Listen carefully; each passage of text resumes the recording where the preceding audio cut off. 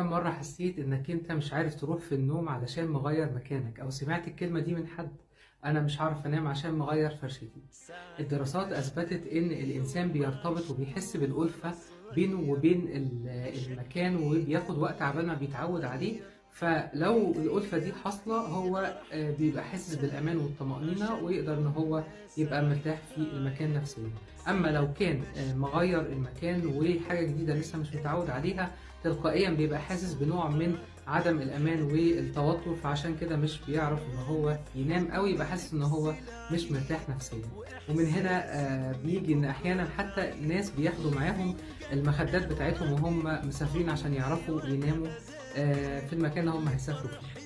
ايضا من هنا بيجي فكره ارتباطنا بالماضي والحنين للماضي، ونقدر ان احنا يعني نشوف ده في حبنا لقطع مثلا من الاساس معينه كانت بتبقى قدامنا في اوقات الماضي، او حاجات كانت في البيئه المحيطه، صوره، سجاده، ايضا حتى الصوتيات. يعني لو انت كنت ساكن جنب المطار وانت صغير وتسمع دايما صوت الطيارات، فبتلاقي نفسك حابب انك انت تسمع الصوت ده، او حاسس معاه بالراحه النفسيه انك انت متعود عليه. ممكن تقول لحد انت ازاي قاعد مثلا في المكان ده او كده، يقول لك انا واخد على كده. هي فكره انا واخد على كده.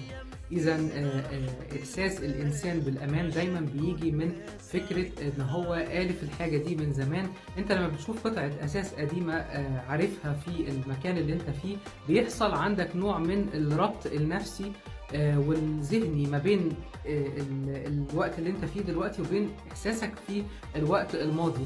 فبتحس بفكرة الاستقرار وفكرة الاستمرارية. انا باقي بقاء هذه القطعة من الاساس، ما هي بقيت مع الزمن، بقاء الاصوات اللي انا لازلت بسمعها من وانا صغير لحد دلوقتي. فبيبتدي يحصل عندك نوع من الاحساس بالطمأنينة والاستقرار.